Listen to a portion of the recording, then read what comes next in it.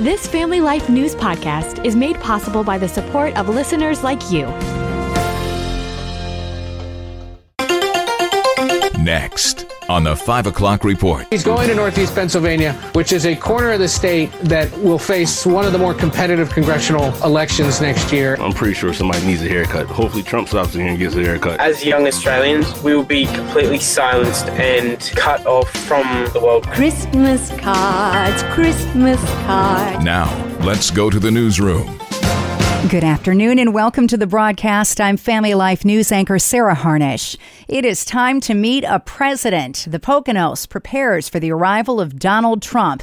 People there are giddy. When I heard about it, I was very shocked to find out that he was coming to Mount Pocono itself, just because it's a small little Pocono area. I was born and raised in Mount Pocono. It's nice to see he's visiting. First time in my 68 years that any standing president came up to this area. I think it's great. Streets closed around the Mount Airy Casino at midnight last night to prepare. Some business owners are secretly hoping they get a Trump visit. This whole road is going to be lit. Whole road is going to be full of people coming back and forth. So I'm pretty sure somebody needs a haircut. Hopefully Trump stops in here and gets a haircut. You never know. The president takes to the stage at 6 p.m. outlining his plan for lowering prices. It will be a campaign-like rally. CBS's Ed O'Keefe says Trump needs to bring his game. He's going to Northeast Pennsylvania, which is a corner of the state that will face one of the more competitive congressional elections next year, and it's to a district that is the kind of place where voters are going to hold the incumbent Republican accountable potentially, or at least end up in a close contest because of the concerns about inflation, about whether or not the president is responding as he should to these dour economic moods that Americans have right now. Stefanik showdown. Nassau County Executive Bruce Blakeman just announced a run for New York governor today, setting up a face-off with the only other name in the hat for Republicans, Elise Stefanik. He made the bid with an ad on social media. We said that we wouldn't be a sanctuary county. We said we would take the masks off the kids. We said we wouldn't raise taxes. We haven't raised taxes 1 penny. We are the safest county in America. It sets up what could be a contentious and costly primary against Stefanik in June. Conservative U.S. Supreme Court justices appeared today to back a Republican-led drive to erase limits on how much political parties can spend in coordination with candidates. CBS's Melissa Quinn. A large part of the discussion today centered around exactly what is the purpose of these spending caps. Was this Congress trying to ensure that candidates could not accept bribes and root out corruption in the political system? Or is this Congress trying to just say exactly how much is too much money that should be injected into politics? Samaritan's Purse CEO Franklin Graham gave more details yesterday about the plane that was hijacked on a medical mission en route to South Sudan. He told WXLV the pilot shared the gospel and stopped the terrorists. So the guy said, "I'm going to kill you." And so the pilot realized this isn't going to turn out well. So I'm just going to tell him that God loves him. And when he started sharing that, the guy began to cry. Graham says we work in dangerous parts of the world. It's just part of the job. No one was hurt. Congress is trying to take action against online predators. Today, the Senate Judiciary Committee held a bipartisan hearing on protecting kids from online sexual predators, hearing emotional testimony from parents whose kids committed suicide after being sextorted. I remind you that I am heartless. I have no pity to rot a life as well as yours. This was one of almost 200 messages sent to my child over the span of 19 and a half hours. He was witty, thoughtful, kind, and loved chess. James was a high school senior. He wanted to major in pre-law, and he was months away from breaking a 40-year-old school record in the 110 hurdles. Scammers are getting teenagers to send them bare photos and then extort the kids for money by threatening to show the pictures to family and friends. Tomorrow, Australia becomes the first country in the world to ban social media for anyone under the age of 16. This teen isn't having it. As young Australians, we will be completely silenced and cut off from our country and the rest of the world. More than 1 million online accounts will be deactivated in the land down under in less than 24 hours. A recent YouGov poll finds 77% of Australians are in favor of the ban. 96% of children in that country between ages 10 and 15 use social media on a daily basis. 7 out of 10 have been exposed to harmful content online. And a recent poll shows people who do a digital detox have a much better outlook on life. 91% of those who took part in a social media fast reported improvements in their mental health, attention span, sleep hygiene, and overall mood. Dr. Jenny Rodesky at the University of Michigan talks about what spending just 2 weeks away from your smartphone can accomplish. So there was more time outdoors or other offline activities, more getting together with friends, more time sleeping, more time doing things like reading. Surprisingly, they didn't replace all that time with just watching movies or shows or streaming. They actually used other media less also. So maybe it was helping them break that habit of always having this go-to thing that we do with our downtime. Every minute of boredom, it's so easy to fill it with a screen that's in our house or in our hands. Still to come on the 5 o'clock report, weary of the weather before winter arrives, Blakeman speaks, and assisted suicide on Kathy Hochul's desk. Those stories after weather. I'm Kevin Williams, and here is your Family Life regional weather forecast. For tonight, cloudy skies, light snow or flurries early, and some steadier snow late tonight into tomorrow, mixing with rain showers in the afternoon. Several inches of snow will accumulate in the favorite elevated areas in the region, Twin Tiers particularly. Temperatures tonight don't drop below 20, so not as cold as last night. High temps tomorrow, 30s. Thursday, blustery colder. Sun, clouds, flurries, and wind-blown lake snow. High temperatures Thursday in the 20s and lower 30s. Thank you, Kevin. Checking the stories where you live in New York and Pennsylvania. Weather is on our minds. Winter is still 12 days away, but New York and Pennsylvania don't care. It was 5 degrees when you woke up today and yesterday. We are going to get a lot of snow this year. I can feel it. You get a one-day warm-up, 37 degrees on Wednesday, and then the next cold front moves in.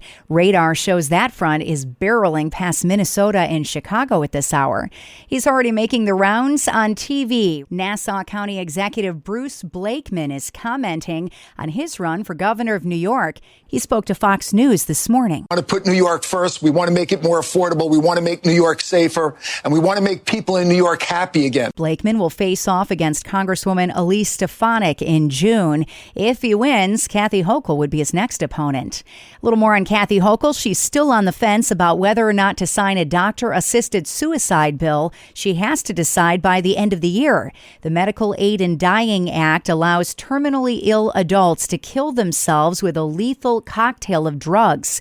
Corinne Carey with Compassion and Choices says the governor wants some amendments added to the legislation. She appears to want to include a waiting period before they can get the prescription, a mandatory mental health evaluation conducted by a psychiatrist, and to limit this option to New York residents. Pro-life groups argue assisted suicide will lead to elder abuse, abuse against the disabled, and rationed health care. It's not easy delivering the mail. Family Life's Dee Haley says postal workers in Western New York are facing repeated threats. Mail carriers in Buffalo, Amherst, and Niagara Falls have been targeted in the last 4 weeks, facing a string of violent attacks. Buffalo police reports describe one case where masked men jumped a mail carrier from behind and ripped away the carrier's satchel containing an arrow key. The arrow key is the master key that opens blue collection boxes. 2 other mail carriers were robbed at gunpoint on back-to-back days in Buffalo. Police and postal inspectors urge anyone who sees suspicious activity around carriers or collection boxes to call 911. Postal carriers say they are exposed and need protection, not just from neighbors and police, but from Congress as well. Dee Haley, Family Life News. Thank you, Dee. Next at 5, Wreaths Across America. Dan Miller is a Southern Tier pastor who's been volunteering for many years, placing wreaths on the graves of late soldiers. Let's listen in. Well, it was a few years ago that we first found out about it. I do some volunteering at the Bath VA Center and found out it through them, and we decided to participate and invite our extended family to come along. And we went that first time several years ago, and it was cold, but we had a wonderful day. It was an opportunity to fulfill that mission of the Wreaths Across America, which is to remember, to honor, and to teach. To remember those who have served and who are now passed away, to honor those who are serving now, and to teach the next generation, to teach our children and grandchildren what it means to understand the cost of freedom. A lesson that's always timely. This year's theme I saw is keep moving forward. Speak to that a little bit, if you might, what they're driving at there. It seems like they're growing in terms of numbers. Last year, they placed in 5,000 locations over 3 million wreaths. Mm-hmm. And this year, they're having over 5,000 locations. And the goal is always to put a wreath on every grave. They're not reaching that goal, but that is their goal every year, is to place a wreath on every grave in every national cemetery. And there's going to be over 5,000 locations where the wreaths are placed this year. All 50 states and foreign cemeteries where Americans are buried. And also, if you can imagine this, they're going to be placing wreaths at sea for those who lost their lives at sea. Mm-hmm. Well, that's an awful lot of wreaths. Where all those wreaths come from? Well, they're all donated, and either one at a time or in groups. Are donated by individuals. Funds are donated by corporations. So I'm not a real expert on this, but one wreath can be donated for a cost of $17, and you can go in multiples of that as far as you want to go. The website that people can look at is wreathsacrossamerica.org. It all began in 1992 as a relatively small passion that a wreath maker in Maine had to see wreaths placed on veterans' graves in Arlington National Cemetery. And so they started with a small number, and by 2007, they had become a really large organization, nonprofit, Wreaths Across America. This year, National Wreaths Across America Day will be held Saturday, December 13th, with more than 2 million volunteers. That's incredible. That's our own Mark Webster with Pastor Dan Miller. You can subscribe, listen to, and share Hometown Heroes and all of Family Life's original podcasts at Apple Podcasts, Spotify, YouTube, or at familylife.org. My friend Ron Blue likes to say, do your giving while you're living so you're knowing where it's going. Hi, I'm Rob West with the Faith and Finance Minute. Every believer should have a will or trust to ensure their resources are distributed wisely after death. But generosity isn't something to postpone. It's meant to be practiced now. Giving while you're living allows you to see and celebrate the difference your generosity makes in people's lives. That part about knowing where it's going matters too. Take time to learn about the ministries and causes you support. Build relationships with them and witness how God is using your gifts to change lives. Generosity isn't just about leaving a legacy, it's about living one each day. Give joyfully, give intentionally, and give now. You'll bless others and experience the joy of faithful stewardship today. Get biblical answers to your financial questions in the Faith-Fi community. Download Faith-Fi, Faith and Finance in your app store or visit faithfi.com. Coming up on the 5 o'clock report, the history of the Christmas card. That story after weather. I'm Kevin Williams, and here is your Family Life regional weather forecast. We're going to trade, at least temporarily, our frigid air for some snow.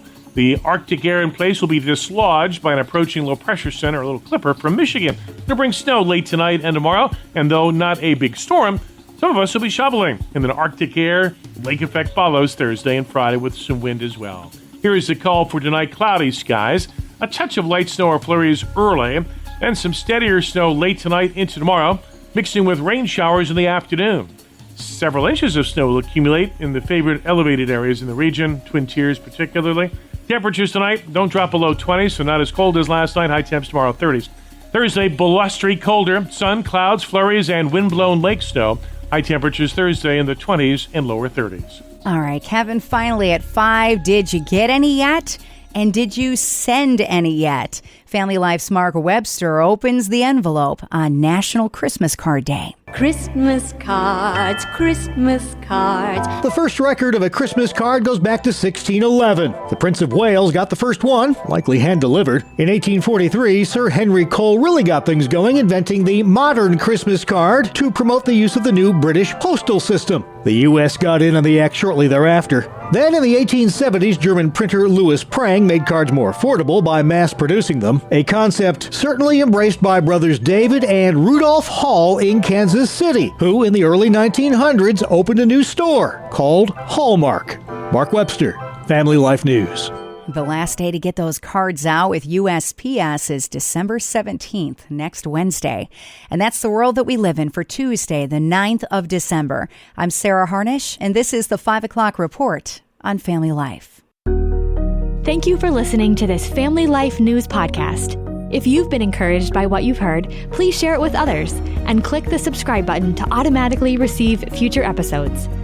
Family Life is a listener-supported ministry. Podcasts like this are made possible by your financial partnership. Find out more at familylife.org.